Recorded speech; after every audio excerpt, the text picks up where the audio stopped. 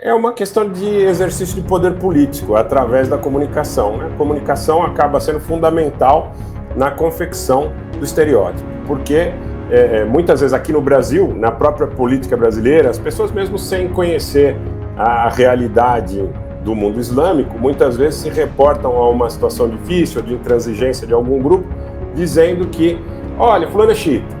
Nós vimos isso na grande mídia, na mídia corporativa, em revistas, em jornais, por vezes até na televisão, dizendo que um grupo político tem uma postura xiita, como se postura, aí efetivamente concordando com a sua colocação, fosse demeritória, fosse depreciativa e demonstrasse a falta de vontade política de construir soluções negociadas, civilizadas.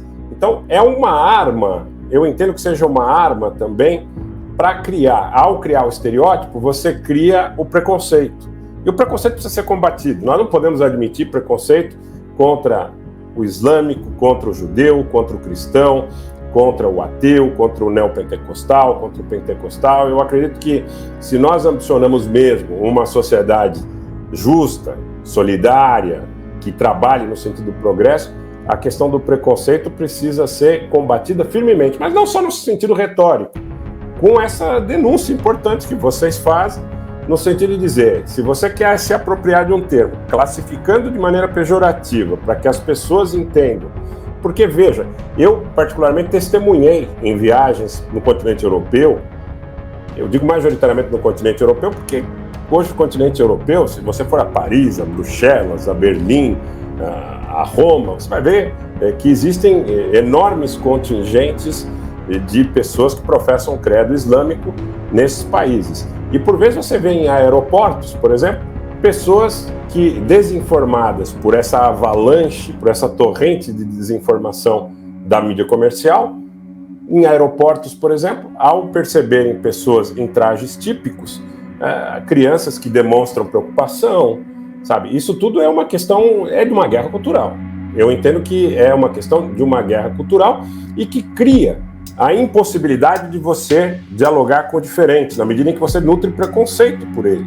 Então, cria a islamofobia, cria essa aversão absolutamente injustificada, disseminando como uma arma cultural na sociedade. Fulano é xiita. No futebol, muitas vezes, fulano é xiita, fulano é inflexível, ele não abre mão das suas premissas.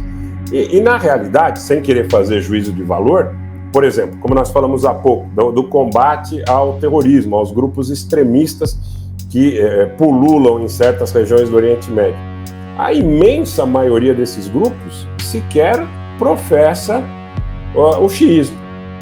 A gente sabe disso. É só fazer uma pesquisa um pouco mais acurada. O que também não quer dizer que nós possamos aqui fazer qualquer tipo de juízo de valor em relação aos sunitas ou em relação a outros credos religiosos. Mas não são necessariamente xiitas.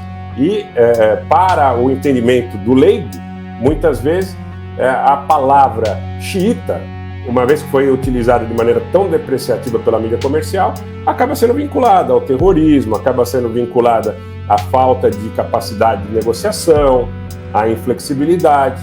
Bom, eu acho que o uso do termo xiita de forma pejorativa é um exemplo da ignorância, né? Ou exemplo de uma discriminação, né, que vem na grande parte das pessoas que um dia se utilizaram desse termo dessa forma, por uma ignorância, né? É uma difamação de um grupo minoritário, né, por exemplo, no Brasil, mas eu posso dizer, em primeiro lugar, o Islã, ele é um só.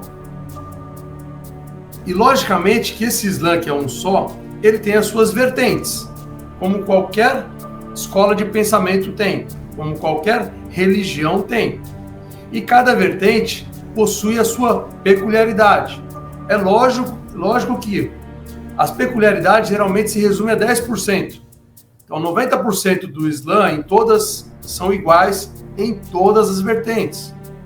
Mas essa escola, né, uma das 5, chamada Jafarita, que é também conhecida como xiita, nunca foi considerada, até 1979 pelo menos, nunca foi considerada no mundo sinônimo de extremista. Então, a escola jafarita ou xiita nunca foi considerada na história, em toda a história, como extremista. Me parece que em 1979, quando se triunfa a revolução no Irã, e que essa revolução tem como uma ideologia o pensamento islâmico de vertente jafarita, portanto xiita, se tenta formar uma propaganda de que, olha só, os xiitas fizeram uma revolução. Revolução é sinônimo de levantes, de radicalismo, e assim foram aumentando, né, pejorativamente os significados de um termo, de forma errada, equivocada. E é importante que haja um esclarecimento tranquilo, sereno, honesto e que possa abarcar o diálogo com todos os outros setores da sociedade. O diálogo que é interreligioso, o diálogo que é interétnico, o diálogo tem que ser colocado no sentido de que a ética e a honestidade prevaleçam. Eu não estou falando aqui num mundo de Alice. A gente sabe que o mundo tem uma série de nuances da própria condição humana que são questionáveis e que muitas vezes levam ao conflito, ao confronto, à diversidade de ambições de determinados grupos étnicos, religiosos e tudo mais. Mas a questão da ética, ela precisa ser vista de maneira muito mais clara do que nos tem sido permitido.